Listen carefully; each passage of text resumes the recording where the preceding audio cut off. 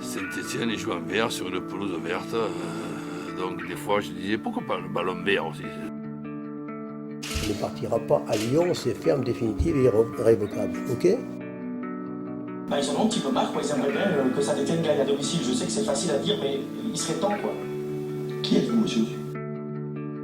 Quel est l'intérêt de ce voyage pour vous? D'aller voir gagner les Verts. Salut à toutes et à tous et bienvenue au FAP, le Forez Academy podcast où on se fait plaisir en écoutant parler des Verts. Il y a 2 semaines, nous étions à nouveau 3 pour le FAP, puisqu'à Roland et Gruget venait s'ajouter l'ami Fouillasse. On avait fait un point sur la vente du club, c'est désormais habituel. Mais on avait aussi parlé du match contre Nice, des rumeurs qui étaient sorties sur un potentiel remplacement de Puel, et bien entendu, nous avions fait la part belle à un derby qui s'était fini sur une jolie note. Pour l'heure, et pour vous accompagner tout au long de cet épisode, la fine équipe de la Forez Academy est encore une fois présente. En commençant par celui qui adorait Mevlou-Terding, parce qu'il venait de Saint-Claude, capitale de la pipe. J'ai nommé Gruget Rocher. Salut Gruget. Salut Roland. Il est une nouvelle fois absent cette semaine parce qu'il soigne une fracture des yeux, après avoir vu Léo Dubois faire un petit pont en équipe de France. C'est notre ami Robert Binouzaret, et on lui fait un béco s'il nous écoute. Cependant, nous ne serons pas que 2 cette semaine, puisque nous avons une nouvelle fois un invité spécial avec nous. C'est la voix la plus suave de Londaine, le punchliner le plus redouté du Grand H, le tueur de blind test au Ninkasi et ancien MC de l'émission Tapis Vert dédiée à l'AS Saint-Étienne. J'ai nommé mon ami Paco. Salut Paco. Salut Sylvain, salut toute l'équipe, j'espère que ça va. Écoute, ça va très bien, on est content de t'accueillir et ça nous fait vraiment plaisir de partager ce moment avec toi. Merci pour l'invitation, en tout cas c'est avec grand plaisir que je renoue un peu avec cet esprit de radio libre estampillé à Saint-Étienne, c'est très cool.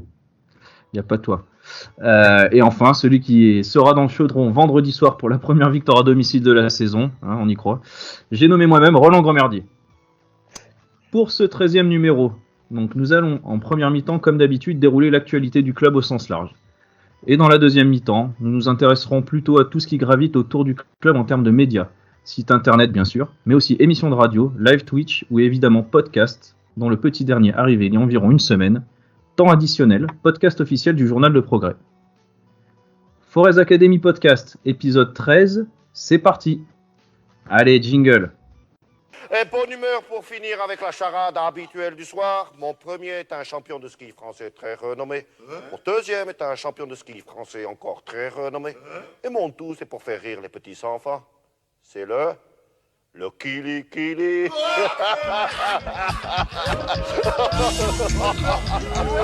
Qu'est-ce qu'il faut là? Oui. J'ai voulu mettre une petite note humoristique pour lancer un peu cette émission. Voilà, c'était un petit hommage à nos amis strasbourgeois qui nous ont fessé bien comme il faut. Il y a pas si longtemps que ça. C'était dimanche. Je suppose que vous avez vécu ce match vous aussi tous les deux.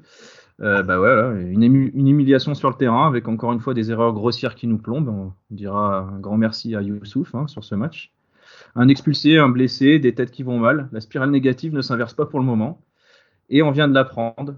Étienne Green sera donc forfait contre Angers après avoir pris le genou de Colo dans la tête. Colo qui sera d'ailleurs blessé lui aussi, puisqu'il a pris une béquille en heurtant la tête d'Étienne Green.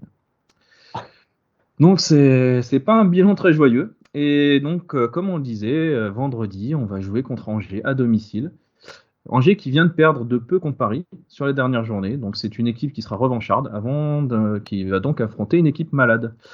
Moi, je sens que ça va être un peu compliqué pour nous, mais voilà, je voulais avoir un peu votre avis sur la question. Donc, Gruget, vas-y, ouvre le feu et dis-nous ce que tu en penses. J'étais déjà d'académie pour le match de dimanche dernier et le match contre Strasbourg. Oui, il y a toujours quelqu'un pour être toute dans la purée, avec derrière une équipe à bord qui a du mal à réagir. Angers, ils ont fait un plutôt bon début de saison. Ils ont fait 3.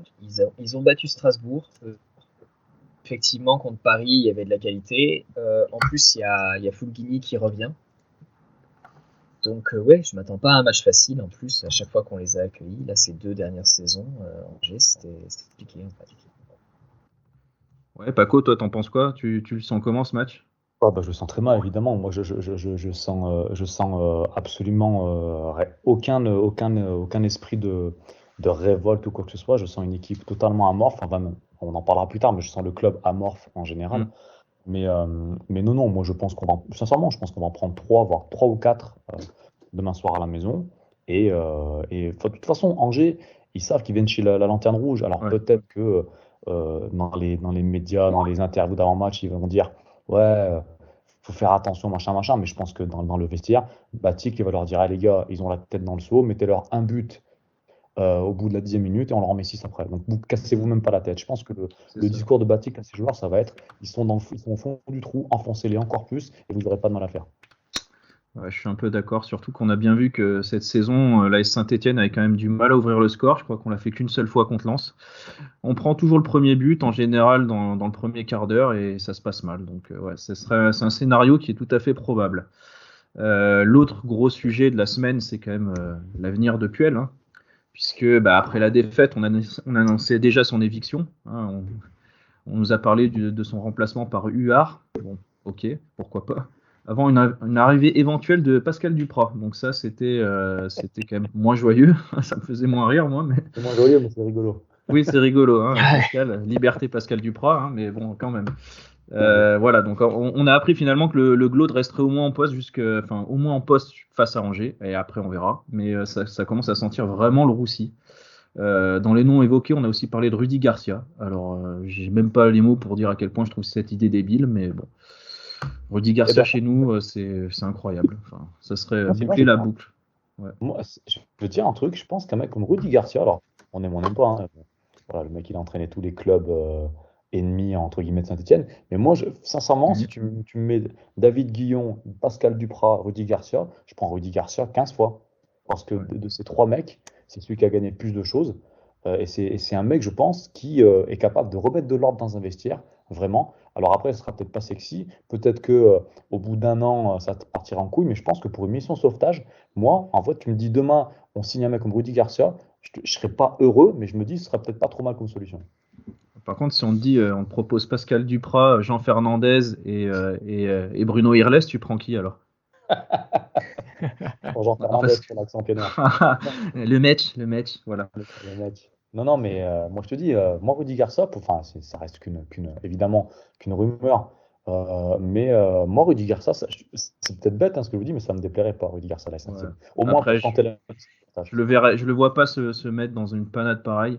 En plus, c'est quelqu'un, comme tu disais, qui a quand même fait des gros clubs, donc il doit avoir un salaire assez conséquent. Je pense que l'intérêt de se séparer de Claude Puel, c'est aussi d'alléger un peu la masse salariale, donc je les vois pas repartir sur un nom aussi clinquant, malheureusement.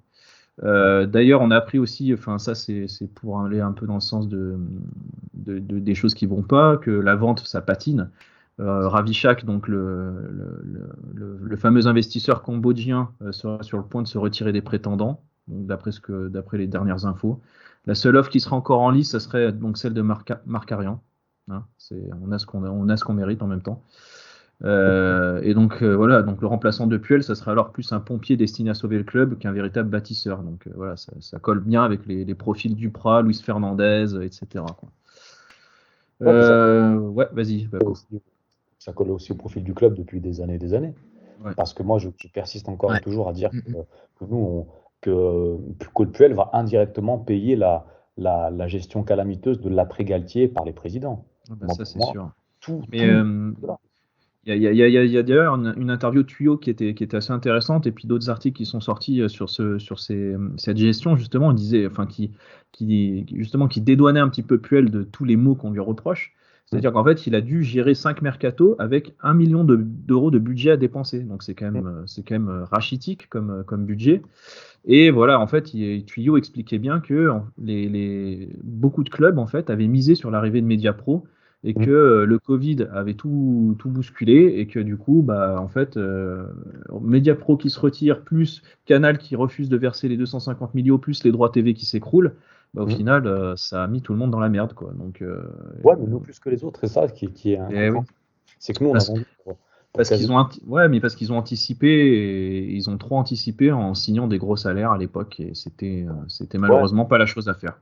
Je suis d'accord, mais après, le problème, c'est qu'on a vendu pour je ne sais combien de quasiment plus de 100 millions de ventes, je crois, sur les 4 ou 5 dernières années. Je crois bien que j'avais vu il n'y a pas longtemps une stat, on est, je crois, je sais même pas si on n'est pas genre dans les 10 clubs les plus vendeurs d'Europe sur les dernières saisons. On a C'est fait des possible. ventes incroyables, mais malheureusement, moi je pense qu'il y a des trous dans la caisse absolument fous. Ah bah oui. Et je pense que Ouais. les finances, je pense qu'on ne sait pas tout, vraiment. Non, il y a des charges qui sont terribles à mon avis, hein. Et puis il n'y a pas que les salaires, hein, mais bon. Après, ils ont beaucoup Oui. investi aussi sur le centre de formation, sur le centre d'entraînement, etc. Donc voilà, je suis pas dans les petits papiers, je connais pas les finances de la SSE par cœur, et puis voilà. Mais Après, on peut en effet déduire qu'il y a quand même des trous dans la caisse. Ouais. c'est vrai. Après, juste pour revenir 2 secondes sur Puel, j'ai eu une petite info, on m'a glissé une petite info en début de semaine de la part d'un ami journaliste qui parlait, on discutait un petit peu de sa relation avec les jeunes, c'est un formateur, ceci, cela, d'accord. Mais vous vous rappelez de Baptiste Gabard Ouais. qui avait fait un super Ouais, match ouais. bien sûr. qui a Et là, il Qu'on s'était voit fait plus. trouer dans le derby. Ouais. s'est fait cramer dans le derby. Ouais. Bah, si on le voit plus, c'est parce qu'après ce match-là, Puel lui a dit frontalement devant tout le monde, toi, ta carrière, elle est finie. Ah. Donc, voilà, c'est une info avérée, hein. Donc, voilà. Et d'ailleurs, Gabard donc, a totalement disparu de l'équipe première. Et même, je ne sais même pas s'il s'entraîne encore avec les pros. Mais voilà, donc après, quand on parle après de la gestion de Puel par rapport aux jeunes, je me méfie un petit peu, quoi. Quand on a un entraîneur qui est capable Ouais. de dire des choses comme ça aussi Ouais, c'est violent. dures vers un jeune, surtout après un match qui a été préparé de manière absolument cataclysmique comme le dernier derby à la maison. Ouais. Voilà, c'est juste incroyable. Et ça, pour moi, ça tue un peu le crédit qu'avait Claude Puel, je pense. Enfin, le crédit que j'avais que lui avait. Voilà, il est descendu dans mon estime, quoi, vraiment. J'ai toujours un peu défendu, mais là, ça commence à devenir. Ok, bah c'est très intéressant comme info. Mm. Merci Paco. Rien. Toi, Gruget, t'en penses quoi du coup pour toi, Puel, qu'est-ce qu'il faut en faire? Est-ce qu'il faut le remplacer? Est-ce qu'il faut le garder? Je me dis que il a quand même les capacités pour encore peut-être inverser la tendance. Après, malheureusement, c'est vrai que sa gestion humaine, on l'a vu avec les cadres, il est trop direct et il a trop envie d'être le seul patron à bord. Et avec les jeunes, j'ai l'impression que il prend de l'âge et puis c'est une nouvelle génération de joueurs en fait, et il faut les traiter sans doute un peu autrement que les générations précédentes. Donc il peut pas reprendre les mêmes méthodes qu'il avait appliquées à Lille, par exemple. Et voilà. Et le fait est que la saison dernière, il s'en faut de peu. Cet été, on perd Debuchy, alors qu'à la Forêt Academy, on avait assez dit que sans lui, le bilan comptable et l'Agnac en défense, c'était pas la même. Et on perd Pape Cissé, le défenseur central qui nous stabilise au mercato. On le remplace pas. Et mine de rien, c'est à la fois. On le remplace par Michael Nadé, c'est ça le problème. Ouais, c'est ça le problème. C'est un peu ça le problème, quoi. Et du coup, oui, Debuchy, on savait que Masson allait jouer peut-être sur une CAN, qu'on allait aussi en plus avoir besoin d'un leader. Et voilà, ça n'avait pas été anticipé. Donc voilà, Saint-Étienne, ils ont les comptes dans le rouge, voire même 2 livres de comptes pour la DNCG. Mais il y a beaucoup de cas, on est presque dans de l'inconscience en fait. Et dans tous les cas, prendre au moins un défenseur central, c'était préférable à une descente en Ligue 2. Tu vois. Ouais, bien sûr. Voilà. Après, pour compléter ce que dit Gruget, je suis d'accord avec lui. Quand tu dis l'an dernier, on n'est pas passé loin, mais il ne faut pas oublier qu'il y a 2 ans, la saison elle s'arrête, on est 17e. Ouais. Hein, on est au port de Ouais, la même. Ouais. On n'était pas sur une grosse dynamique. Hein. Mais on était dans une dynamique absolument incroyable de défaites et de matchs nuls. Je suis d'accord avec Gruget, c'est de l'inconscience. Pour moi, je te dis, pour moi, moi, c'est un club amorphe en fait. En fait, c'est un club que tout le monde regarde mourir en fait.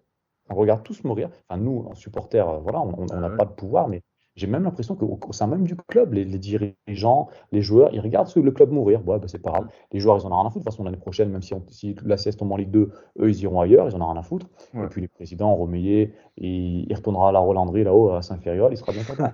Et Kayazo, il restera à Dubaï. Non, mais tu vois, c'est ça. Moi, en fait, ce qui me tue, c'est que les mecs, ils ont entre les mains peut-être l'un des plus beaux, si ce n'est le plus beau club de France de par son histoire et de par son palmarès. Et on est en train de tous le regarder mourir. Et personne ne bouge. Personne ne bouge.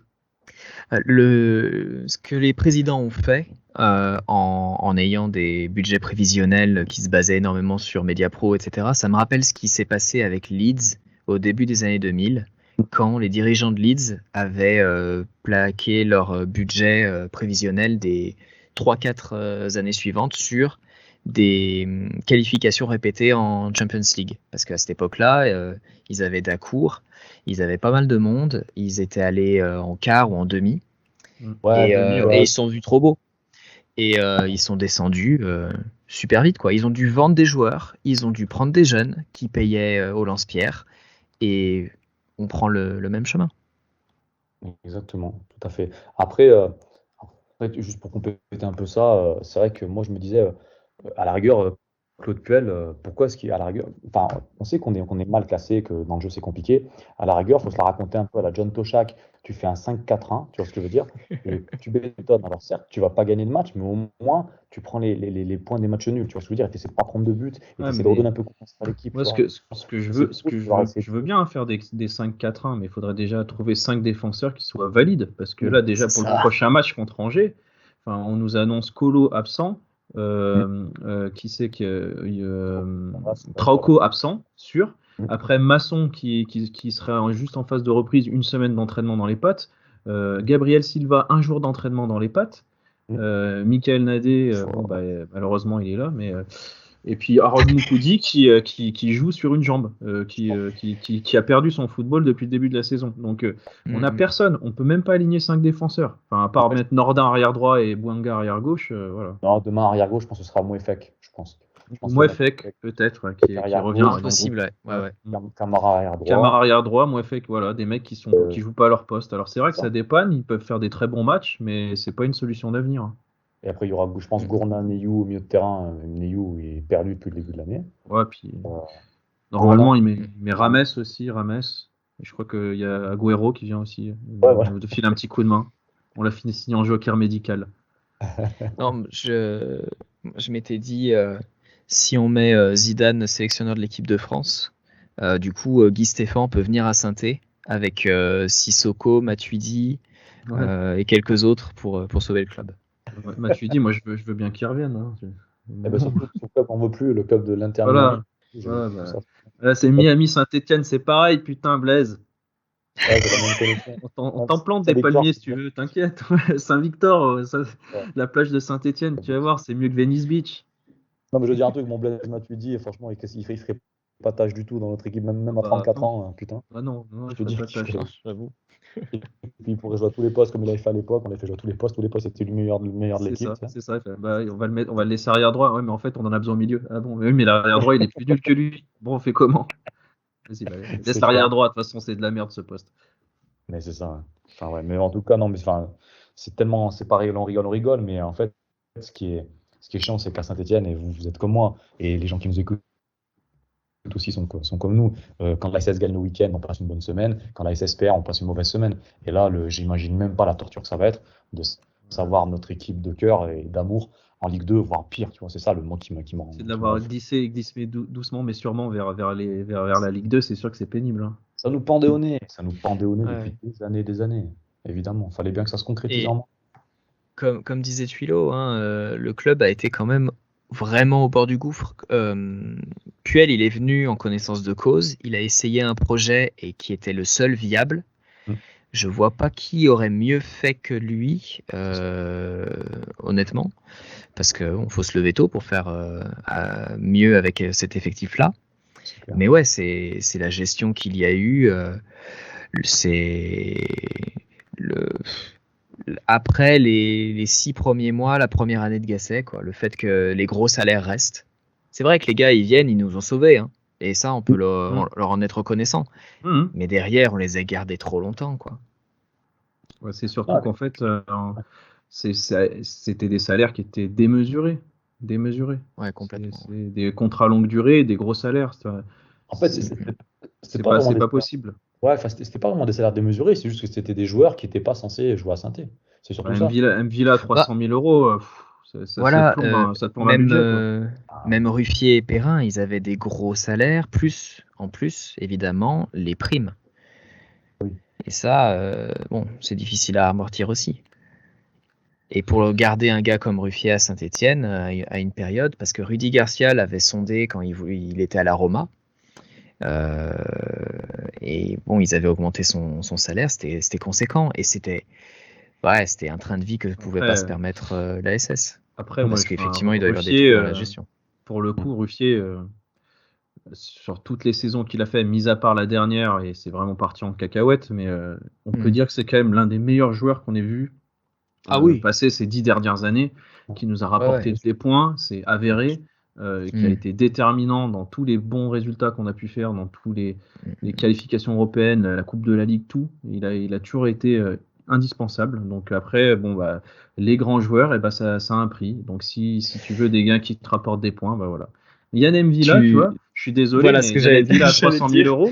Moi, je trouve pas qu'Yann M'Vila ait mérité ces 300 000 euros tout le temps qu'il a passé à Saint-Etienne, mais vraiment pas, quoi. Seulement les 6 premiers mois. Voilà. Après, peut-être la saison, ouais.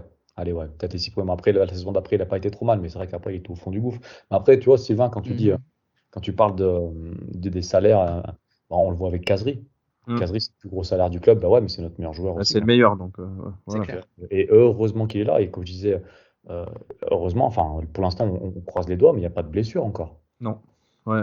Et après, il va partir à la CAN. Donc, il y a un moment. Il part à la CAN et. On va en chier, de toute façon. Quand il sera plus là. Moukoudi, Bouanga, Kazri. Déjà, ces trois-là, ça va quand même. Neyou qui joue tout le temps aussi. Neyou, effectivement, ça va être compliqué même aussi. Tu mets Boudbouz qui est en train de revenir. Si Boudbouz, tu l'installes et qu'il se barre à la CAN en janvier, c'est pas impossible. Hein. Ouais, c'est pas impossible, effectivement. Bien. Allez, on va. Oui, bien sûr. Lui, on attend toujours que ça s'envole. Mais bon.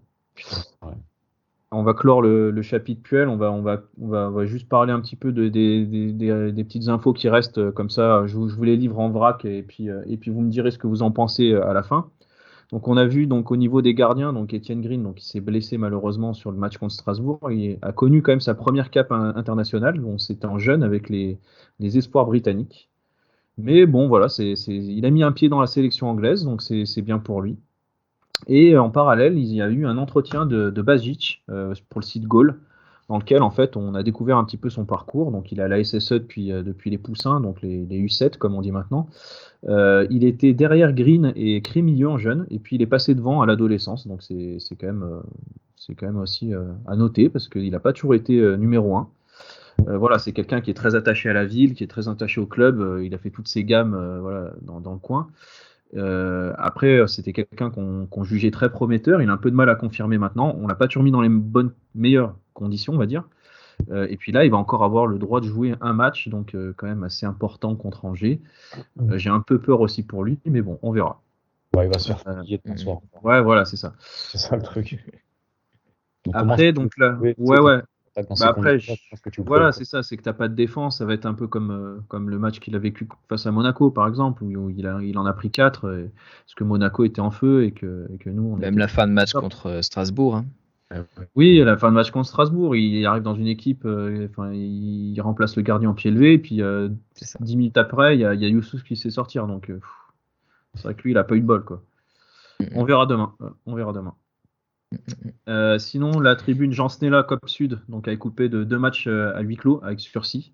Ça s'est fait suite au craquage qu'il y a eu pendant le derby.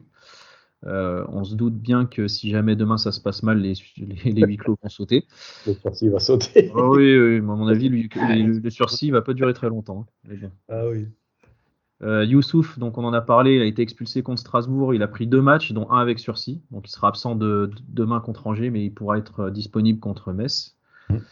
Et dernière petite info, enfin avant-dernière du coup plutôt, il y a une lettre de l'Observatoire du football qui a relevé que la SSE était l'équipe qui concédait le plus d'occasions en Ligue 1, 8,3 occasions en moyenne par match. Mais par contre, au niveau des occasions créées, elle se classe à la 9e place. Donc 5,7 occasions par match. Donc ça laisse un petit espoir. Ça veut dire qu'en fait, si on rentrait ces putains d'occasions au lieu de les satelliser sur Damek, eh ben, on serait peut-être pas à cette place-là, quoi. Ouais, mais après, le problème, c'est que, tu sais, je veux dire, faut pas demander à mon petit Denis d'aller cadrer. Ah ouais, mais bon, il y a un moment, il faut Ouais, qu'il arrête c'est de tirer sur le gardien aussi. Ah non, mais ça. Après, c'est toujours pareil, tu vois. En fait, là, pour l'instant, depuis le début de l'année, je crois qu'on a tapé 6 fois les poteaux, un truc comme ça, je crois. Ouais, Alors c'est après, énorme. tu vois, tu peux voir aussi ça de deux. Ouais, c'est énorme. Mais à l'époque, un mec comme Bakary Sako à la SS, en une Ouais. saison, il avait tapé 11 fois les poteaux. Ouais. Après, le truc, c'est que. Ouais.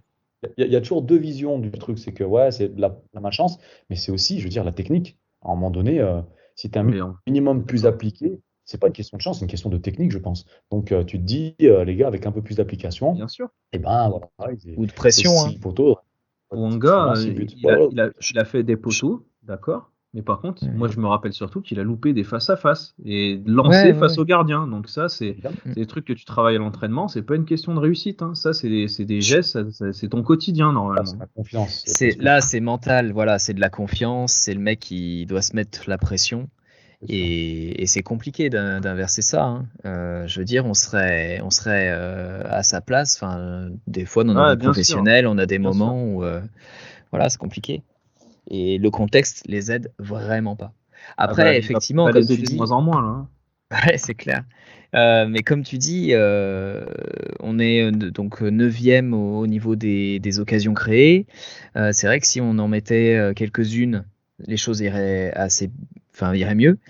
Et on est un peu, il y a un peu une sinistrose, quoi, parce que voilà, on a fait un nul, on n'arrête pas de perdre, on a des scénarios de match, c'est à se mordre les roustons.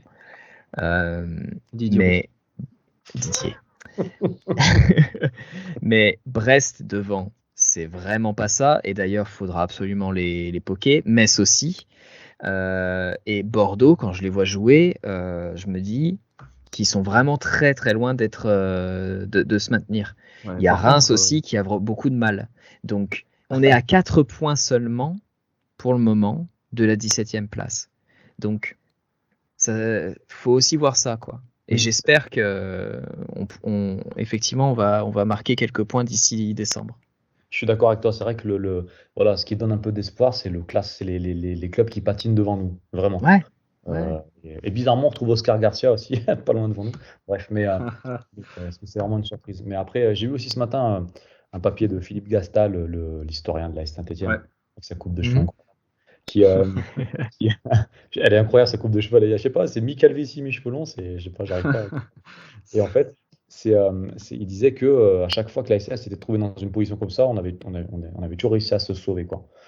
Mais après, bon, c'est un autre contexte, un autre football, plein d'autres choses différentes, mais ça donne aussi une petite touche d'espoir. Mais je suis d'accord avec Gruget, c'est vrai que les clubs devant nous patinent vraiment, et j'ai pas l'impression qu'ils aient vraiment un super niveau de jeu bien plus supérieur au nôtre. Donc, nous, déjà, c'est rien que si on peut aller accrocher les barrages, déjà, limite, on sera content, quoi. Moi, les seuls mal ça comme une Coupe du Monde, hein. Oui. Ah oui, mais la même.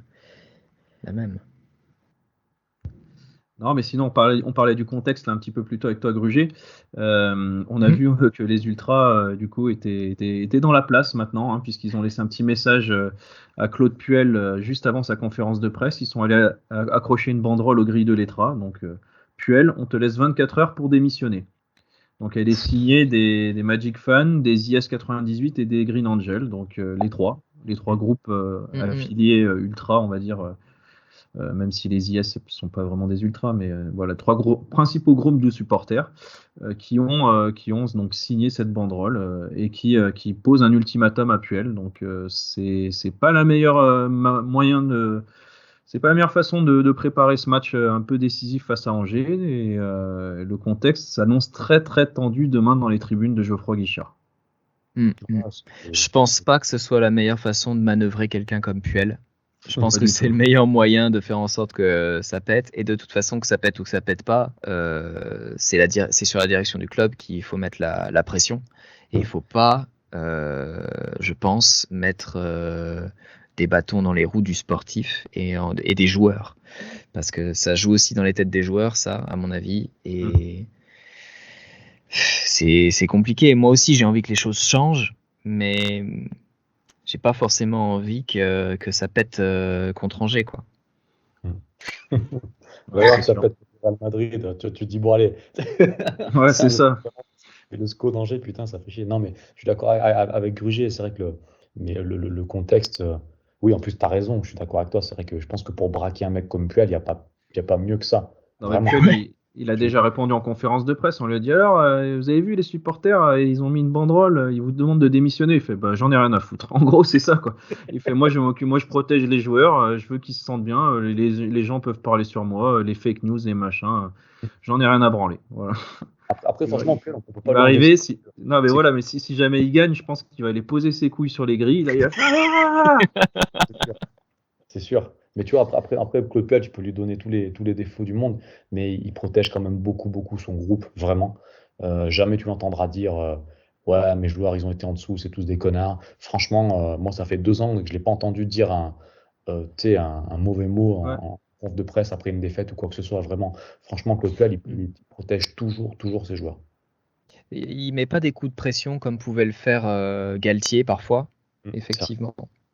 Et par contre, dans le vestiaire, du coup, il doit être un peu plus direct. Mais dans l'intimité du vestiaire, vraiment, c'est pas la même limonade, mais on n'y est pas. Après, on peut pas juger. Il y a plein de gens qui disaient oui, les gars, ils sont en claquettes, chaussettes à faire des tennis-ballons. Ouais, bah, tu peux pas te plaindre d'avoir un gars comme Puel après avoir tenu ce discours-là pendant 1 an et demi, quoi. Ah oui. Ouais, on est à Saint-Étienne, hein, Grugier. On veut tout de suite, évidemment. Ouais. Donc c'est. Ah, ça va, on n'est pas Marseille. Mais déjà, mais après, tu vois, moi je suis quand même pas mécontent qu'on soit passé de Printemps à Puel. Hein. Oui, bah oui. Merci. C'est très bien bon. sûr. Très content qu'il arrive, hein, Puel. Ouais, déjà, mais ça aussi, que je parlais tout à l'heure de l'après-Galtier, ça, introniser Ghislain Printemps comme entraîneur numéro 1 de l'AS Saint-Etienne. Oscar Garcia d'abord. Ouais, Oscar Garcia. Ne l'oublions jamais. Déjà, Oscar Garcia d'abord. Et vous savez, pour la petite anecdote aussi, pareil, j'ai une petite anecdote sympa. En 2006, juste avant que Ivan Asek arrive, donc c'est quand Claude Puel, Oli Bob s'en va, à l'époque, il y a des agents qui sont mandatés pour aller trouver des entraîneurs pour l'AS Saint-Etienne. Et à l'époque, il y a Giovanni Trapattoni qui propose ses services à l'AS Saint-Etienne. Trapp, quoi. Et Bernard Cayazo a répondu laconiquement Trapattoni, ça correspond pas à l'image du club. Allez, cherchez-moi quelqu'un d'autre. Alors que Trapattoni était disposé à venir entraîner l'AS Saint-Etienne. Eh ben. Ça aurait été fou, Trapattoni à l'AS Saint-Etienne. C'est marrant, c'est bien, on a eu Yvan Asek, souviens on a eu François Valéry Rousset, c'était cool. Quoi. J'ai bien aimé cette période, on se régale. C'était incroyable. Ouais, je me souviens de cette rumeur du Trapp, mais je pensais absolument pas que c'était fondé. Si, vraiment, incroyable. C'est un ami journaliste qui est journaliste dans un média national qui m'a à l'époque, il suivait En fait, à l'époque, il était en relation avec un des agents, voilà, qui avait été mandaté par le club, et cet agent-là lui filait des infos. Et non, Trapattoni à l'ASS, c'est confirmé. Ouais. Enfin, en tout cas, que lui, Trapattoni était prêt à venir. Après, le Trapp était sur la fin. Et la dernière fois qu'on a eu un gars d'envergure, c'était Toshak, qui sortait du Real Madrid. On a vu ce que ça a fait et on a vu son attitude merdique. C'est le seul Gallois que je dois pas aimer. Terrible. Et ils nous avaient amené Luis Alberto. On oublie trop souvent, mais ils nous avaient rapporté Luis Alberto, qui a été un joueur incroyable. Je sais pas, enfin déjà, les gars comme voilà, de notre génération à nous, on s'en souvient. Mais quel joueur ce Luis Alberto, c'était complètement fou. Il a fait 6 mois, même pas 1 an. Il a fait 6 mois à la SS, il arrive au mercato. Après, il est parti à la Real Sociedad, je crois. Il avait été incroyable ce joueur. Enfin bref, ça m'a fait penser parce que c'était pendant l'époque Toshak. Bref, compliqué comme période aussi. Hein. Ouais, ça c'était pas la meilleure. Et puis d'ailleurs, on était descendu à la fin, donc on va éviter d'en reparler parce que ça nous rappelle des mauvais souvenirs. Écoutez, je pense que c'est bon. On a bien fait le tour de l'actualité récente du club là. Très bien. On a un peu évoqué tout ce qu'on avait à dire et puis de toute façon, vu ce qui se passe en ce moment, je pense qu'il y aura de quoi remplir encore quelques gazettes d'ici le prochain numéro. Donc je me fais pas de soucis par rapport à ça. On va passer à la deuxième partie, donc la deuxième période du FAP, et on va lancer cette partie-là avec un petit jingle. Radio Bière Foot, la radio de la bière et du foot. Bonsoir à vous tous, bonsoir à vous toutes. Vous êtes sur Radio Bière Foot. Bonsoir Marcel. Bonsoir Didier. Et oui, Radio Bière Foot, les Robins des Bois. Pourquoi ? Parce qu'on va parler tout simplement des médias, plus particulièrement des médias qui s'intéressent à la SSE. Donc, malgré une période peu reluisante, les médias supporters, entre autres, sont en plein essor. Donc, site internet, émissions de radio, live Twitch ou la mode actuelle, sur laquelle la Forest Academy a aussi craqué, les podcasts. D'ailleurs, c'est pour ça qu'on t'a invité Paco, puisque tu as parlé un petit peu tu as animé l'émission Tapis Vert sur Escape Station à l'époque. C'était pendant un peu plus de 2 ans. 2 heures d'émission tous les jeudis soirs, avec parfois des invités, dont moi-même. J'ai eu la chance de participer à cette émission. Et il y avait une interactivité via la page Facebook notamment, où ça balançait pas mal de conneries. Toi, du coup, Paco, puisque tu as été un des pionniers un peu à te lancer là-dedans, qu'est-ce que tu peux nous raconter de cette époque, comment ça se passait, relation avec le club, etc. Parle-nous un peu de tout ça. Bon. Escape Station, ça commence donc il y a 10 ans, 2011. En gros, durant l'été 2011, moi j'étais correspondant de presse à la Gazette de la Loire. C'était un hebdomadaire ligérien qui n'existe plus maintenant, mais j'étais correspondant de presse et j'avais envie de me diversifier un petit peu. Et la radio ça avait toujours trotté dans un coin de ma tête. Et un jour, je fais un reportage sur des jeunes qui montent une web radio à Firminy, parce que je suis un pur apelou. Et en fait, donc ils cherchaient des émissions. Et moi, je leur ai proposé tout simplement une émission sur l'AS Saint-Etienne. À l'époque, il n'y avait pas vraiment d'émission indépendante sur l'AS Saint-Etienne. Il y avait l'Enfer Vert. L'Enfer Vert des Green Angels, sur Loire FM, mais il n'y avait pas proprement parlé d'émissions indépendantes. Et donc, j'ai eu envie de faire ça. Et donc, j'ai contacté 2 amis qui étaient pigistes, journalistes à l'époque, Mathieu Tomassetti et Damien Nord, pour les lecteurs du Progrès. Damien Nord qui a signé les papiers, qui signe en partie des papiers ASS pendant les 2 dernières années. Et ils me disent, ouais, on est chaud. Et en fait, donc la première émission, elle a lieu, je crois, en septembre 2011. Et à l'époque, on avait juste fait un petit peu de promo Facebook avec la page, mais pas plus de promo.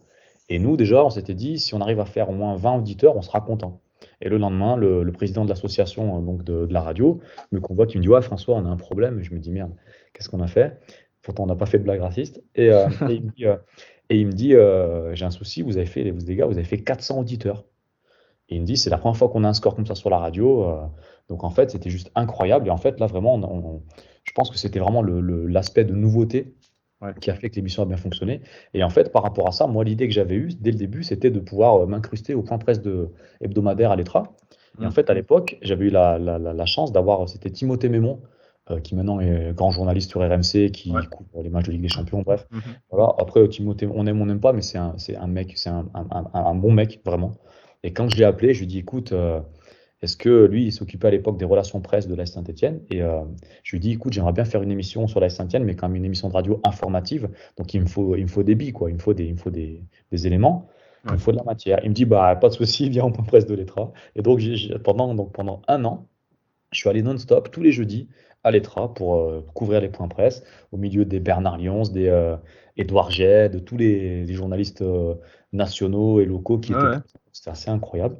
Et donc j'ai vécu des super moments en point presse. Après, je vais la faire rapide, mais en gros, à partir de la 2e saison, ça s'est un peu gâté. J'avais plus le droit d'aller en salle de presse pour d'obscures raisons, en gros, pour la faire très très rapide, parce que je pourrais passer des heures à en parler. En fait, on s'est fait un petit peu couper l'herbe sous le pied, dans le sens où nous, à l'époque, en fait, on avait un peu 10 ans d'avance sur tous les médias, dans le sens où nous, les infos qu'on avait le midi du point presse, on les transmettait le soir même. Ce qui fait qu'on était en avance sur tous les médias. À l'époque, il n'y avait pas de live tweet des conférences de presse, il n'y avait pas tout ça, quoi. Et malheureusement, ça a déplu à un certain quotidien local de la presse locale.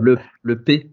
Le P, l'AT, le P, et notamment leur grand Manitou, le grand Manitou du service des sports, qui s'est plaint, qui a été pleuré auprès de l'AS Saint-Etienne pour dire le jeune homme là-bas, il fait le boulot mieux que nous et plus vite que nous. Bah ouais, tu m'étonnes. Et en plus, il sent bon.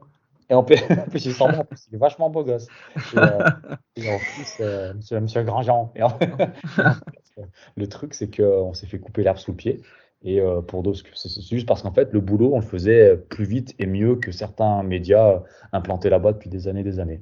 Mais ça ne nous a pas empêché de nous démerder autrement, de trouver des infos à droite à gauche, parce que vu que nous, on avait un petit réseau quand même, à nous 3, voire même nous 4, enfin, on faisait venir d'autres personnes qui avaient aussi des réseaux, on arrivait à avoir des infos quand même, ça nous a permis on a quand même malgré tout continué à faire une émission pendant un an, tous les jeudis soirs, de 20h à 22h. Et après, on a vécu des bons moments. On avait été faire la finale à la Divette Ouais, de excellent. Montmartre. Exceptionnel. C'était incroyable. J'ai vécu, on a vécu des moments forts. On a vu Jérémy Janot, on a vu Jérémy Clément un peu de temps avant qu'il se blesse. On a vu Dominique Rocheteau. On avait eu, on a eu des super invités. On a eu Abdel Bouazama. Ouais. Incroyable. En interview, pareil, j'ai interviewé les joueurs là-bas à l'Etra. On avait eu Guy Lavogui, Fabien Lemoine, Alonso. On a vu Max Alain Gradel. Gradel, ouais. Incroyable. Enfin, moi, je suis quand même j'ai toujours cette petite fierté de me dire que j'ai été le premier à faire une émission de radio estampillée à Saint-Etienne indépendante, quoi. Et ça, c'est vraiment la petite fierté. Ouais, bah, c'était une très bonne époque, hein. Moi, je m'en rappelle bien, forcément. J'étais un auditeur fidèle de l'émission Tapis Vert à l'époque. Donc, ouais, c'était quelque chose de novateur et on aimait à se retrouver tous les jeudis sur cette émission, pouvoir partager ça avec vous et c'était très cool. Donc, le ton était vraiment intéressant parce qu'on n'avait pas forcément les filtres qu'il peut y avoir dans les médias un peu plus officiels. Alors, maintenant, ça fait rigoler parce que tous les talk shows qu'il y a autour du foot, ils sont tous un petit peu comme ça maintenant. Mais à l'époque, il y avait. Et en plus, je trouve que c'était même plus respectueux que ce qui se fait maintenant. Mais bon, voilà, c'est un autre débat. Oui. Mais voilà, c'est vrai qu'à l'époque, c'était vraiment très novateur, moi, je trouvais, pour le coup. Donc, ouais, c'était une bonne époque, une bonne expérience. Ouais, c'était magnifique. En plus, tu sais, on faisait évoluer l'émission à chaque fois, tu sais, on rajoutait des rubriques. Ouais, bien sûr. Et, voilà, puis en plus, voilà. Des imitations. En fait, je sais pas si j'ai au courant, mais en fait, la deuxième année, en fait, vu qu'on s'était fait squeezer de Point Presse, en fait, moi, après tous les jeudis, en fait, je prenais la voix de Galtier, on mettait des cigales derrière et j'imitais tout ça de Galtier. Donc voilà. Je m'en souviens. J'étais pas aussi fidèle que Roland, mais j'écoutais quand même régulièrement. Ah bah c'est. Voilà. Merci. Des auditeurs dans toute la France, dans tout le pays qui écoutaient Tapis Vert. Mais bien sûr, non, mais c'était cool. En plus, même maintenant, il y a des gens qui m'en parlent et tout. Ah ouais, Tapis Vert, je m'en souviens. Voilà. Même là, je travaille à Roche-la-Moyen à la mairie de Roche et je parle avec je sais plus qui, un mec qui dit ouais, mais Tapis Vert, je me rappelle, j'écoutais à l'époque sur Escape Station, les imitations. C'est incroyable. Tu tombes sur des mecs qui te parlent d'anecdotes, même toi, tu t'en rappelais pas de ça. Mais non, mais c'était vraiment, c'était une belle époque. On pouvait dire un peu ce qu'on voulait. Et puis surtout, vraiment, moi, la première année, on avait des relations avec le club qui étaient incroyables, hein, franchement. Une fois de plus, je remercie vraiment Timothée Mémonde parce que je pense que sans lui, s'il nous avait pas ouvert les portes de l'Etra, je pense que Tapis Vert aurait été différent, vraiment. Et c'est grâce à lui j'ai pu m'incruster à l'Etra et y aller tous les jours, tous les jeudis pendant un an. Un grand merci à Timothée Mémonde, vraiment. On le remercie et on espère qu'il nous écoute, ce qui n'est pas le cas, évidemment. Et, on lui passera le message via Internet, via un pigeon voyageur ou autre. On verra. Ouais, donc du coup, les Tapis Verts novateurs, on sait qu'il y a beaucoup de podcasts, dont le fameux FAP, hein, un peu le fleuron de cette escadrille de podcasts, j'ai envie de dire. Et il y a un petit dernier qui est arrivé là, justement. Je ne sais pas si on peut parler de podcast officiel, mais c'est le podcast du journal Le Progrès qui s'appelle Temps Additionnel. Donc, il est animé par quelqu'un que tu connais aussi très bien, Paco, puisque c'est notre ami Judicaël Bissardon, qui est pigiste au Progrès. Voilà, c'est ça exactement. C'est le Viking du Forêt. Et donc, il était, ouais, voilà. Il est accompagné cette semaine donc d'un twitto, donc Alex in the House, qu'on connaît. Si vous êtes un petit peu sur Twitter, donc qui fait souvent des compiles sur les matchs et tout, etc. Et qui est un grand suiveur de l'actualité du club. Et il était aussi accompagné du coach, de l'entraîneur de Coach Aude, Alfred Picariello, pardon. C'est l'entraîneur du FCO Firmini, bien sûr. Voilà, donc voilà, ils ont animé ce podcast à 3 qui dure à peu près une vingtaine de minutes. Donc c'est plutôt classique dans la présentation et les sujets abordés, mais vu qu'il y a le traitement de la partie football est assez intéressant, je trouvais, parce qu'il y a des points de vue complémentaires entre d'un côté le supporter suiveur de l'actualité du club et de l'autre l'entraîneur qui a un point de vue forcément un peu plus tactique, technique sur la chose. Et donc voilà, d'après ce que j'ai compris, ça sera un podcast mensuel. Donc voilà, ils vont pas en faire beaucoup dans l'année, mais je trouvais que le format était intéressant. Donc j'écouterai sans doute le deuxième numéro aussi avec attention. Je ne sais pas si vous avez écouté ce podcast et si oui, ce que vous en avez pensé. Du coup, Agrugé, toi, tu as l'air de l'avoir écouté. Ouais, tout de suite. C'était un premier numéro, donc ils vont se roder. La formule était assez courte parce que c'était quoi, 15-20 minutes? C'est 20 minutes, à peu près 20 minutes. Ouais. Et le contenu était intéressant.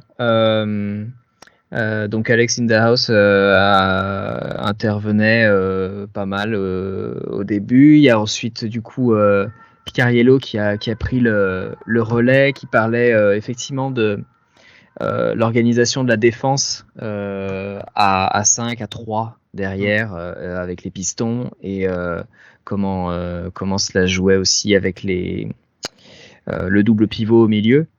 J'ai trouvé que c'est intéressant. En plus, personnellement, on va reparler de souvenirs et d'époques et autres.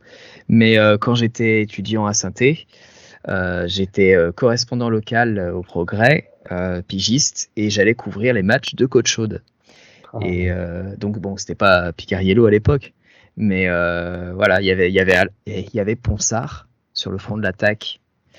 Et voilà, c'était des bons souvenirs. À part l'aile avant gauche de ma bagnole, on sait toujours pas qui l'a niaqué sur le parking de Côte Chaude. C'est peut-être un Lyonnais, ça. Sans doute. Mais voilà, le podcast était vraiment intéressant. Et pareil, j'écouterai les suivants. Ouais, toi, Paco, je sais pas si t'as pu jeter une oreille, comme on dit, ce podcast. Moi, je vais pas te mentir, je suis pas trop. J'ai un peu de mal pour l'instant à écouter. Si je vous avais écouté, je dis pas ça pour vous faire plaisir, mais je vous avais déjà écouté. Mais après le reste, tout ce qui est estampillé hors. En fait, j'aime bien le ton de la Forest Academy, voilà.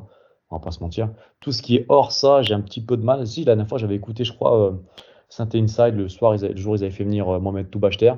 Parce que c'était à l'époque où Keshrida avait signé. Oui, il avait signé, il avait même fait la vidéo avec le maillot. Et d'ailleurs, on n'a pas toujours la vidéo, je sais pas ce qu'il faut. Mais en tout cas, ouais, j'avais écouté par curiosité. Après, c'est pas non plus ma came. Parce qu'en fait, c'est peut-être comment dire, moi j'aime bien les émissions où ça rigole, ça raconte des conneries. Et là, c'est très très sérieux, très plan-plan. Et quelques tentatives de blagues, ça tombe complètement à l'eau. Donc voilà, mais faut que je me mette un petit peu. Après, si vous me dites que c'est intéressant, en plus, voilà, je sais que Judy Kael, c'est quelqu'un qui parle très bien de foot. Je dis pas ça parce que c'est un ami, mais c'est quelqu'un voilà qui est vraiment, c'est vraiment une pointure à ce niveau-là. Et en plus, Alfred Picariello, je le connais un peu parce qu'à l'époque, il était entraîneur du FCO Affirme et j'avais côtoyé pour quelques articles de presse. Et pareil, Alex in the House, c'est un des tweetos estampillé à Saint-Etienne qui me plaît bien aussi. Ils sont pas nombreux à me plaire, je vais pas vous mentir non plus. Mais j'aime bien son style. En plus, c'est super bien parce qu'il poste tous les buts. Dès qu'il y a des buts, il les poste. Enfin, franchement, il fait un boulot vidéo. Franchement, il fait un boulot incroyable sur Twitter. Donc, mais ouais, si vous me dites que c'est de qualité, j'irai écouter avec plaisir. Ok, écoute, c'est une belle passe décisive que tu viens de me faire à la Magic Johnson, un petit peu la no-look pass, puisqu'en fait là, on remarque en fait, il y a quand même multiplication des formats et de plus en plus d'intervenants et donc de plus en plus de diversité dans les avis sur ce type d'émission. Donc on a beaucoup de podcasts, des live Twitch, donc tu t'as parlé du Synthé Inside qui a aussi lancé son Twitch. Qui est régulièrement, je crois que c'est toutes les semaines qui font leur émission. C'est impossible de citer tout le monde, hein. On n'est pas là pour faire de la pub à tout le monde, malheureusement. On peut en citer quelques-uns et parce qu'on les a en tête, mais j'ai pas tous les podcasts et toutes les émissions qui se font sur la SSE. Le but, c'est pas non plus de dire celui-là il est bien, celui-là il est moins bien.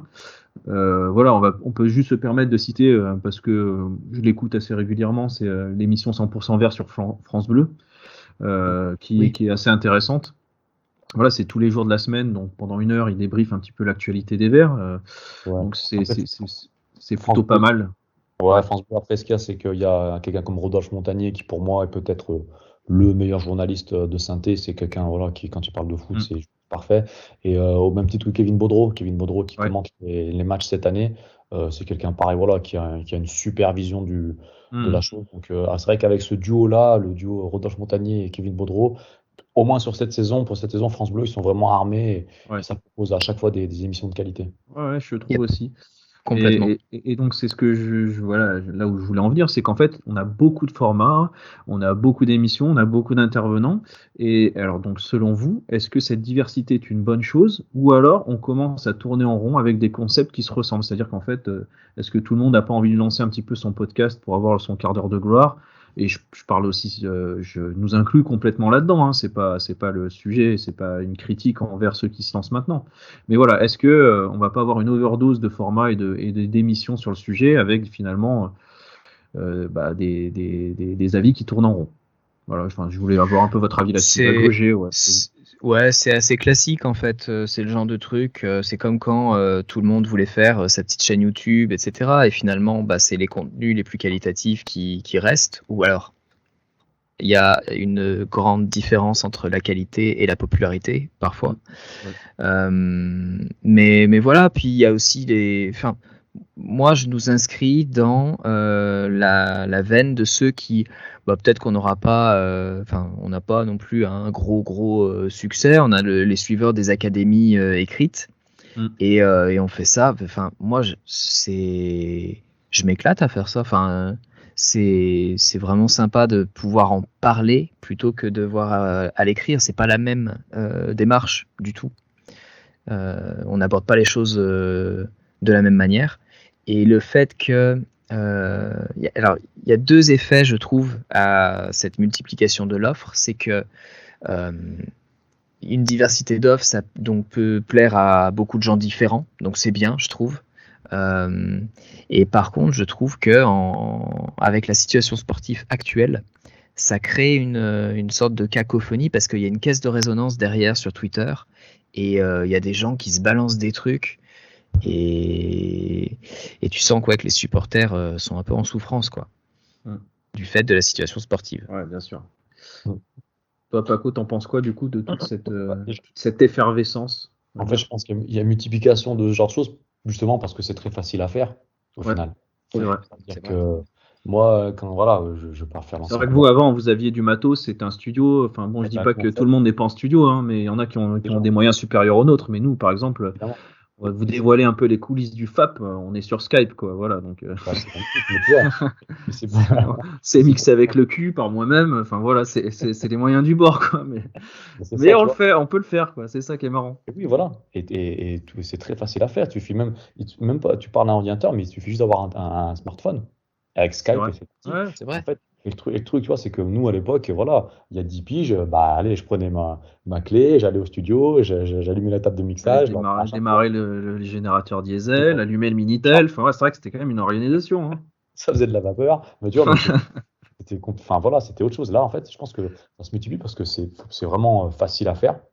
Mais après, par contre, aussi, j'ai peur que ça dépend de la saison, comment elle va se terminer, mais je pense que si l'année prochaine on tombe en division d'honneur parce qu'on a déposé le bilan, vous verrez. Il y aura moins de live Twitch, je pense, parce qu'il n'y aura peut-être pas le goût d'aller commenter Saint-Etienne coach, donc ou Saint-Etienne Darvaux, tu vois. C'est un derby, oh non, Saint-Etienne, ASS Darvaux. Non mais les gars, vous rigolez, mais ça on n'en a pas parlé, mais moi je pense que si jamais on tombe en Ligue 2, c'est le dépôt de bilan et c'est terminé. Mais après, juste pour parenthèse fermée, mais juste pour rebondir sur l'histoire des podcasts et tout, on va voir comment la saison reste. Rien que si on tombe en Ligue 2 déjà, et que par chance, on arrive à rester en Ligue 2 en évitant les problèmes financiers, vous verrez que les histoires de podcasts, de machin, il n'y aura pas le goût de faire on va débriefer ASS Dunkerque. Et encore, la Ligue 2 a une exposition médiatique qui est quand même bien supérieure à ce qu'elle était il y a quelques années, parce que là, par exemple, les matchs, ils passent sur l'équipe. Il y a le niveau aussi qui a augmenté. Et ça, c'est vraiment intéressant. On a une Ligue 2 qui s'est renforcée. Alors, c'est pas très intéressant pour ceux qui descendent, mais si on descend, on va en chier. Mais c'est une ligue qui est devenue intéressante. Vraiment. Enfin, qu'il était déjà à l'époque, hein, quand on y était en 2003-2004, il y avait quelques trucs qui étaient sympas. Mais intéressant parce qu'on y était, mais sinon. Voilà. Il y a un peu rien à branler de la Ligue 2. Hein. Alors qu'aujourd'hui, en termes de jeu, il y a des belles choses. Après, moi, je veux bien te croire, mais j'ai pas envie d'aller voir. Hein. Non, j'ai pas envie d'aller voir. Non, mais on va laisser Metz et Brest y aller, hein, notre place. On regardera. C'est une bonne idée. Surtout Brest. Et, avec Magic Franco Nora. Bref. Il a mis un but là encore. Messi Honora. Mais bien sûr, on n'aurait jamais dû le vendre et blabla et mes couilles. 5 millions à Honora, mais franchement, après, franchement, les gens qui parlent du Franco Nora, j'ai envie de dire, repassez-vous les matchs qu'il a fait chez nous, le nombre de buts qu'il nous a coûté sur des pertes de balles et compagnie, et vous verrez si on l'a vendu je sais pas combien à Brest, on a fait le braquage du siècle. 5 millions. C'était un braco. Ouais, 5. Franchement, c'était 5 millions. Franco Nora, tu peux pas ne pas le laisser partir, c'est impossible. Et bien sûr, c'est comme quand on avait acheté Kevin Malcuit 400 000 euros à Niort, on l'a revendu 7 millions, c'est du siècle. Hein, et Kevin Malcuit, maintenant, il est où on sait pas. Ouais, on sait même pas. Parce qu'il Naples, il a fini son contrat à Naples. Il jouait pas à Naples, il était blessé, je crois, en plus. Mais... Il a Florence, il a été blessé. je crois. Je sais pas s'il est pas à Florence cette année. Très bien. J'en sais rien. Mais bon, bref, en tant qu'ex-futur arrière-droit de l'équipe de France, ça fait il est prêté à la Fiorentina. D'accord. Bon, très bien. On lui passe le bonjour puisqu'il nous écoute. C'est un auditeur fidèle du FAP. Évidemment. La prochaine fois qu'il marquera un but, il nous fera un FAP. Il nous fera un FAP avec les doigts. Exactement. Non, voilà, pour revenir sur l'histoire de la Ligue 2, ouais, moi, non, faut pas vraiment tout sauf ça, parce que je reste encore persuadé que si on met un pied en Ligue 2, déjà, ça sera dépôt de bilan et compagnie. Le club, il ne survivra pas, ou alors le club mettra 10 ans à s'en remettre, comme Strasbourg, comme Bastia, comme tous ces clubs-là. Donc tout sauf ça. C'est sûr que ça pourrait aussi écrémer un petit peu l'offre qu'il y a maintenant au niveau des médias, des contenus audio, vidéo, écrits. Moi, je pensais que ça allait aussi écrémer Saint-Étienne. Je pensais que ça allait aussi écrémer les offres de rachat, tu vois. Ah bah, il y a moyen, ouais. Il y a moyen. Elles ont même pas besoin de ça. Enfin, elles arrivent déjà à s'écrémer toutes seules, tu vois, sans la Ligue 2. Enfin bon, bref. Non, je voulais aussi parler un petit peu de la communication un peu plus officielle, puisque on a vu que depuis quelques années, la SSE s'était dotée d'un service communication qui était plus réactif et plus en phase avec son époque. Et notamment Oui, vas-y Paco.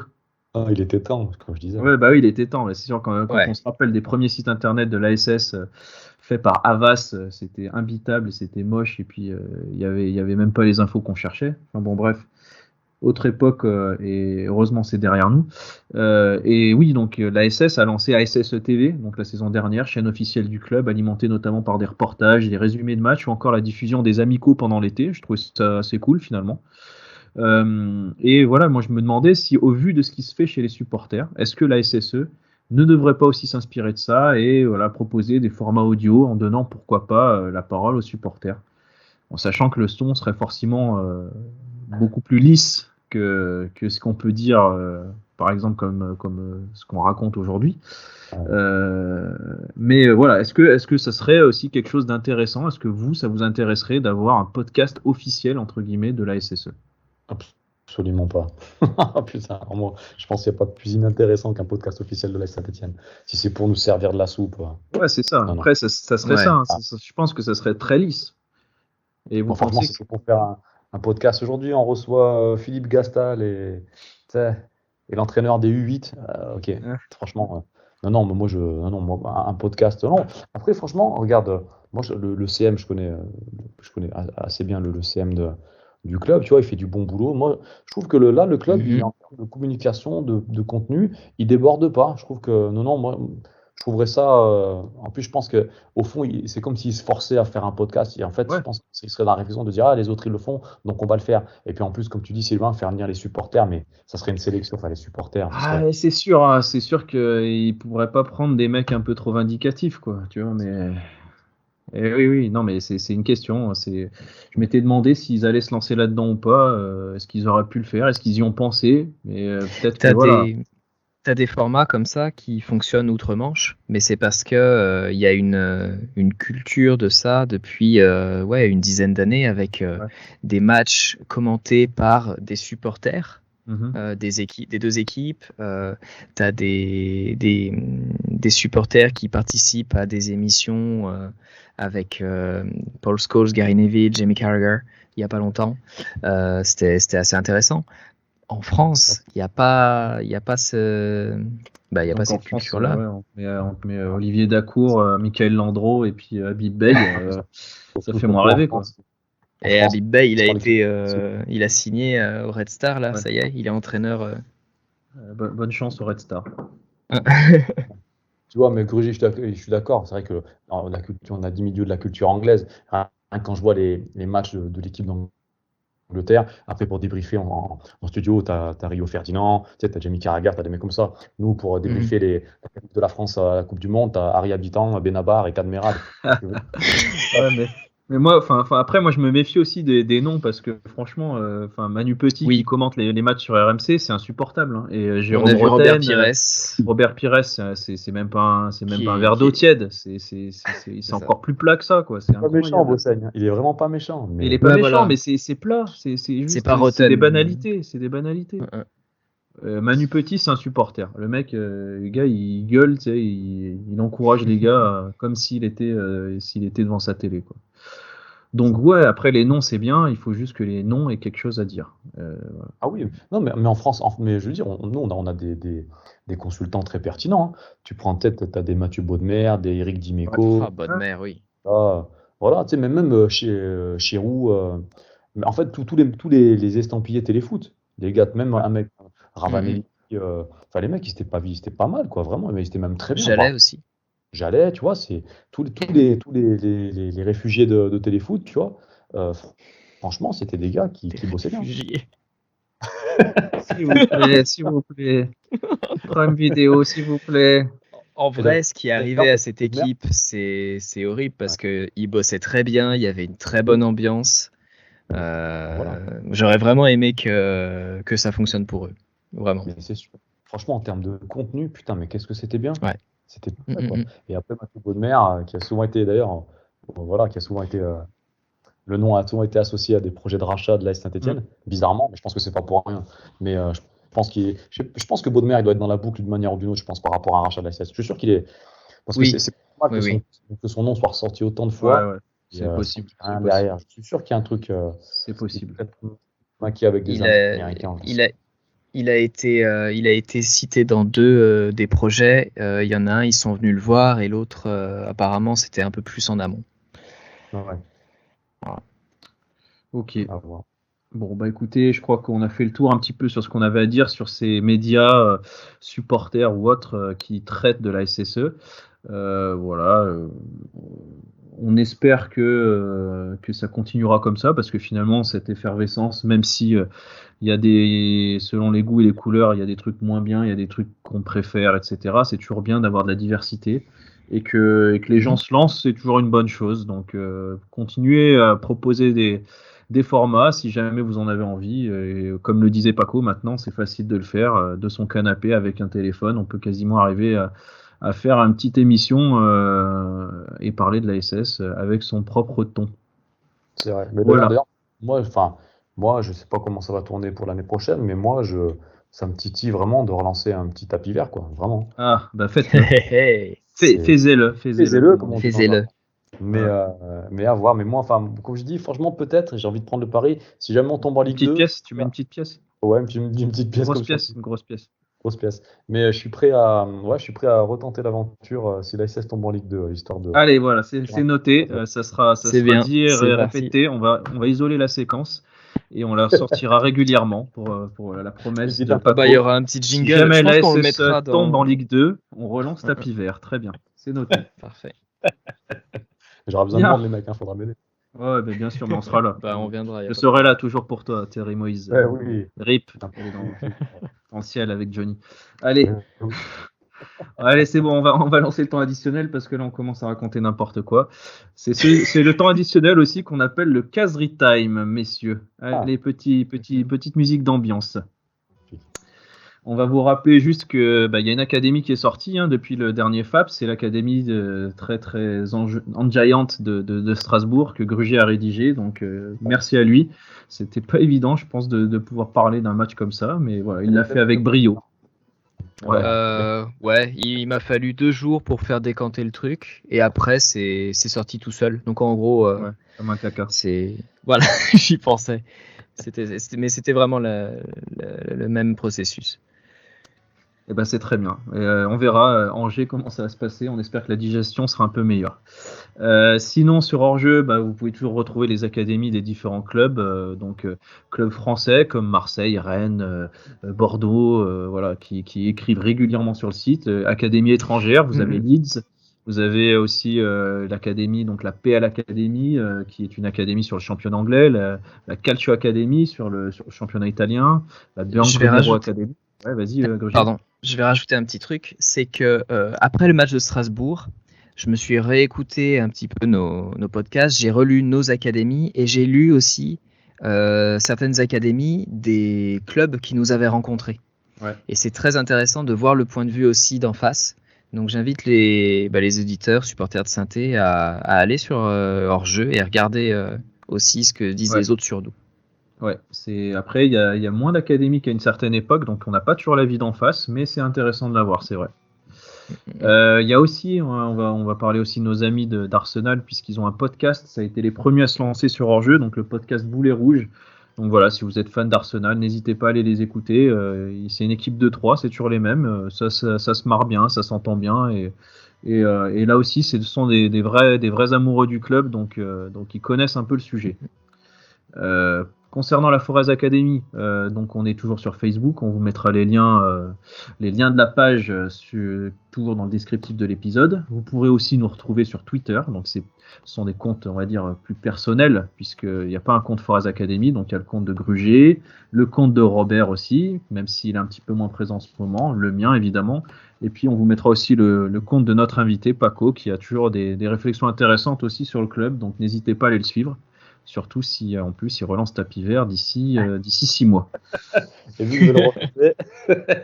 En tout cas, on te le souhaite. Enfin, ou pas. Je pense que je vais relancer comme il faut. Ce sera pas bon signe pour la SS, mais ce sera un bon signe pour nous.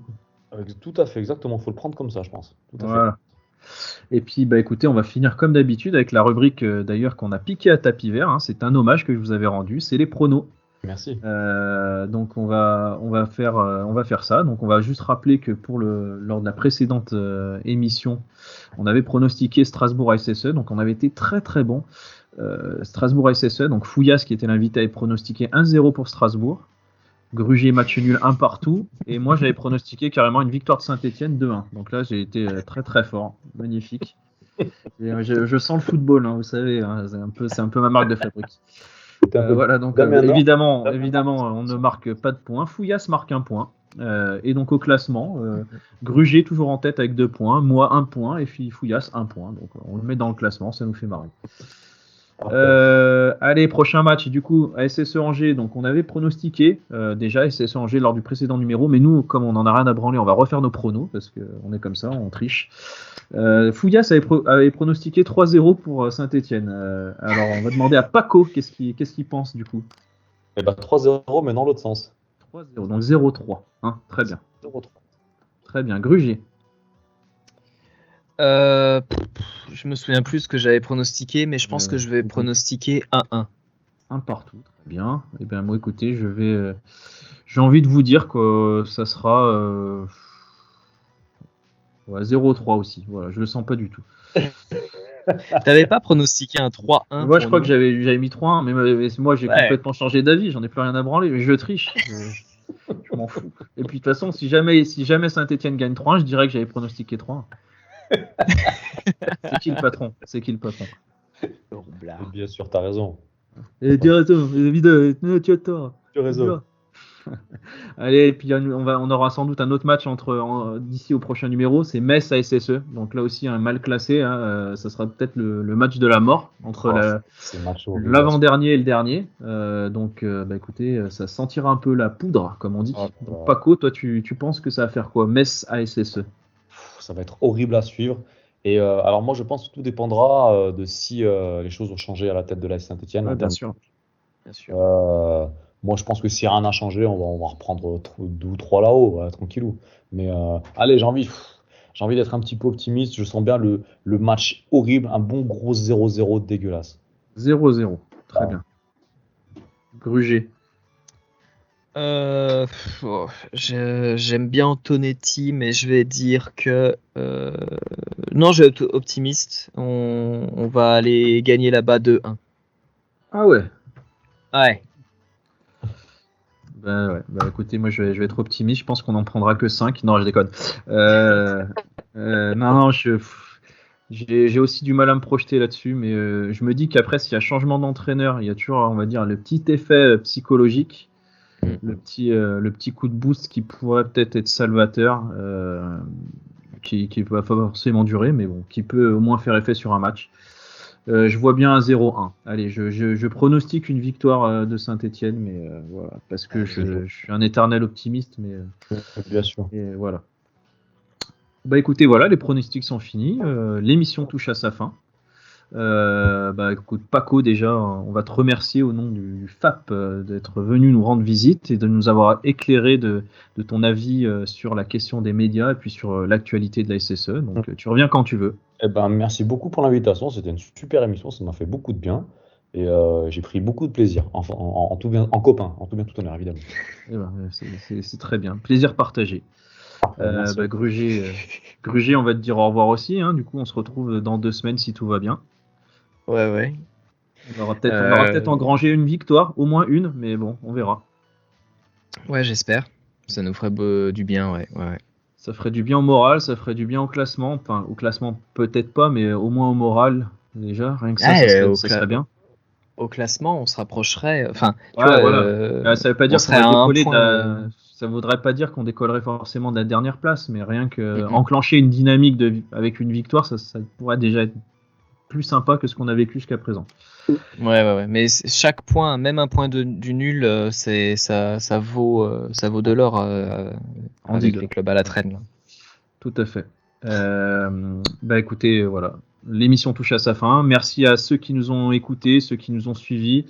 N'hésitez pas à relayer sur les réseaux sociaux, comme on dit, à en parler autour de vous, parce que en fait, ça sert à rien, on n'en vivra jamais, mais parlez-en quand même. Et puis, comme d'habitude, on va se quitter avec les amis de la Divette, la chorale des petits chanteurs à la gueule de bois et le chant final de Robert Béric. Messieurs, je vous dis à bientôt et portez-vous bien. À bientôt. À très vite. Salut, ciao. Robert Béric,